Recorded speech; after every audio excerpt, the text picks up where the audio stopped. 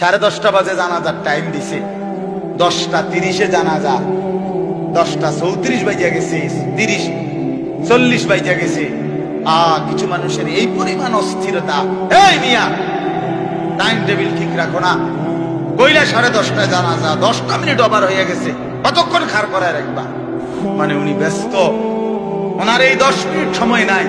আল্লাহর কসম বন্ধু, এই মানুষটাও এরকম ব্যস্তই ছিল। যে মানুষটার জানাজা হচ্ছে এখন, যার লাশ এখানে শোয়ানো, এই লোকটাও এমন ব্যস্তই ছিল। তার হাতেও একদিন সময় ছিল না। আজ গোটা পৃথিবী সব আগার জায়গায়, এই বেচারা শুধু নিস্তব্ধ। চোখের সামনের জলজ্জান্ত মানুষটা স্তব্ধ, আর হাত নড়ে না, পাও নড়ে না, আর চোখ নড়ে না, জিহ্বা নড়ে। এজন্য দুনিয়ার এই ব্যস্ততার ভিতর দিয়ে আমরা যদি মনে করি যে আমি শুধুই দুনিয়া, ভালো মন্দ, লাভ লোকসান, চাওয়া পাওয়া, প্রাপ্তি অপ্রাপ্তি, মনের চাহিদা পূরণ, সবকিছু শুধু দুনিয়া ভাইয়া, বাবা, তো আখিরাত কার জন্য? কবর কার জন্য? তাইলে নবীজি সাল্লাল্লাহু আলাইহি সাল্লাম কাকে তাইলে আখিরাত বুঝাইতে চাইছেন? আল্লাহর কোরআন এমন কোন সূরা নাই, কোরআন শরীফের 114টি সূরা, 114টি সূরার এমন কোন সূরা নাই, এমন কোন রুকু নাই কোরআনে যেখানে আখিরাতের কথা, পরকালের কথা আলোচনা নাই। এই পরিমাণ আল্লাহ তাআলা আখিরাত, পরকাল, পুনরুত্থান, হাসরের মাঠ, এগুলো আল্লাহ তাআলা এতবার বলছেন, অস্বীকার করার, পাশ কাটার কোন সুযোগ নেই। কোরআন শরীফে আছে সূরা মুলকের মধ্যে, জাহান্নামী যখন চিৎকার করবে, জাহান্নামের ফেরেশতারা তখন বলবে, আলাম ইয়াতিকুম নাদির, এই নাফরমান, তোমার কি কেউ কোনদিন জাহান্নামের ভয় দেখায় নাই?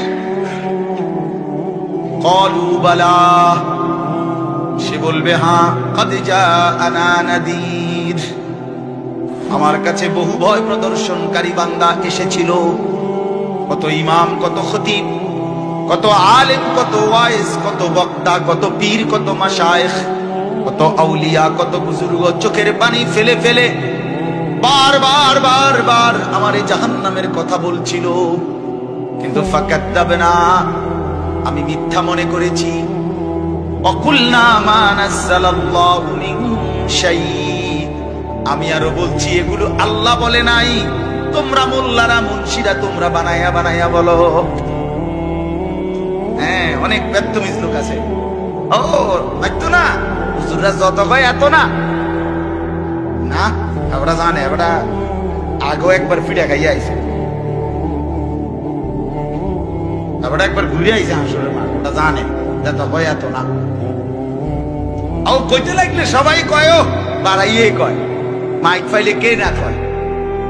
এই সমস্ত বিদ্রুপ আলেমদের কথাকে আপনি অবজ্ঞা করলেন।